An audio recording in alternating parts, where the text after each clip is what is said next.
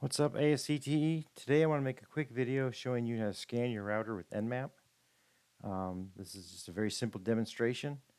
We'll be doing it from our Debian machine, and we're going to want to scan our pfSense router's WAN side. So your two virtual machines you should have open are the Debian machine and also the pfSense router, which means that we'll need to know our Debian machine's IP address so that we can SSH into it, because it's just much easier to do that than to do it through the VMware terminal. And also we're going to need to know the WAN address on our pfSense router, which is 192.168.23.128 in my case, but it should be 192.168 something in yours. So to get started, we're going to get a command prompt, and I'm just going to SSH into my Debian box.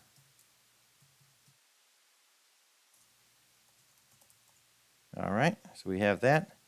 And now we're going to do a quick check to see if we have Nmap installed, and I do not. So I'm going to first make sure that apt is updated.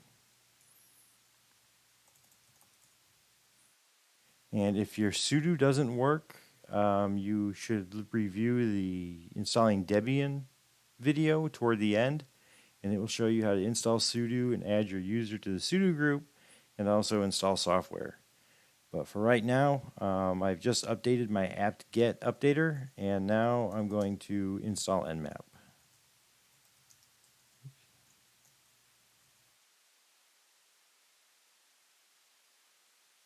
Okay, so there we go. And now I can just type in Nmap, and I get the help screen, so that means that it's installed properly. So good. Now I'm going to install or run Nmap against my router. So it's going to do Nmap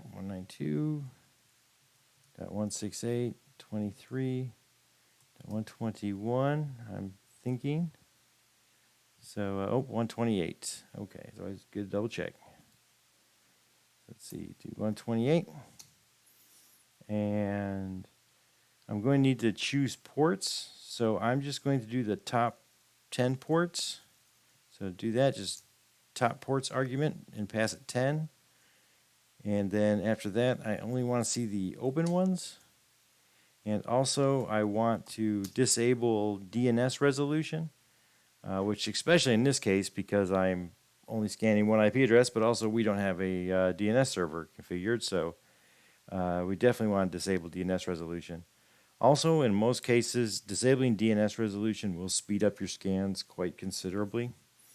And let's see. So yeah, we will do that. And wait for that to finish. Great, and it came back with two open ports, SSH and HTTP, which if you remember when we set up our router, we had to allow anything into the WAN side. So later on in this course, we are going to have to secure that router a little bit and disable the HTTP from the WAN side. But for right now, it does make for more interesting port scanning. So let's go ahead and find a way to store our results in a file, not just on the screen like this. So if we hit the up arrow, we'll pull up our last command. But if we look at Nmap's output section, we can see right here that it will output to several different formats. And the one we want specifically is OX, because with a XML output, we can quite easily convert that to HTTP and then look at our results in our browser.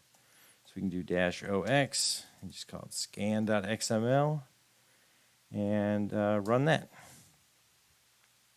Now it has, it's run that. If we do an ls, we can see there's scan.xml. And if we do a more, we can see we have XML in there. So that's good. So now we want to be able to view this in a easily readable way for humans. So we're going to use a program called XSLTproc, which is not installed. So we'll run a apt-get to get it. All right. And now we'll run xsltproc, and we'll pass it scan.xml. And as you can see, it produces HTML, which is really good. So this was just to the screen. It's not in a file, so it didn't change our XML. So we'll hit the up arrow, and then we'll redirect that to scan.html. Great. So now we should have two files, a scan.html and a scan.xml. But we still want to look at this data in a web browser, and right now it's sitting on our Debian machine. So the easiest way to solve this problem is to just open up a or start a web server and then look at the information on our host machine. So right now I'm going to create a folder to run my web server from. So we'll make a WS directory, and I'll change into that WS directory. And let's see, I'll still have to copy my scan HTML to, oops, wrong OS, CB. There we go. There, so now I have that. And in a second, I'll show you why we don't want to run our web browser from our home directory. But for right now, I'm just going to run a web browser by using Python. Oops. Python 3-m HTTP server, and I'm going to run it on port 8080 because it's a high port, and that way I won't need to elevate to root in order to run this server. So I can run that, and it tells me that it's running on all ports or all interfaces. So now all I have to do is just go and navigate to this computer. So it's 23.141.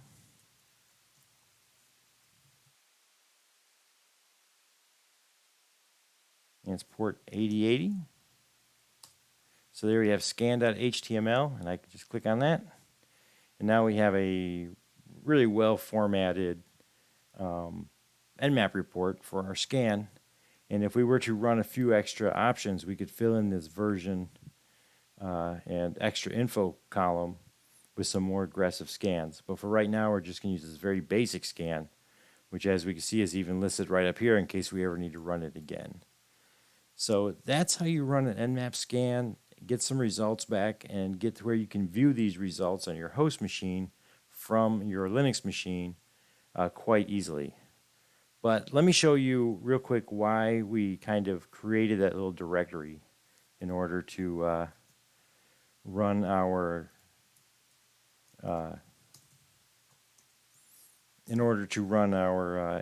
HTTP server. And that is because if I back up into my home directory, you can see we have a few things there, but if we do ls-la, there's a lot more folders in there and files that contain a lot of information that can be used if somebody else were to come across it. Also, if I had some SSH keys, I would then be basically just giving them away, which would allow anybody to log into my box. So just to show you why you should never run a web server from your home directory, Python 3 server port 8080, so I'll run that there. I'll go back here. And as you can see, now everything's in there. So, you know, my bash RC file can be downloaded quite easily. SSH, there's my private key, which could be used to log into this system. So it does make everything way more insecure to run from your home directory. And because of some recent updates to Python, even if you do run it from a child directory, you can't directory traversal back up. So that's all I have. Please, let me know if you have any questions, and happy scanning. Thanks a lot, ASCTE.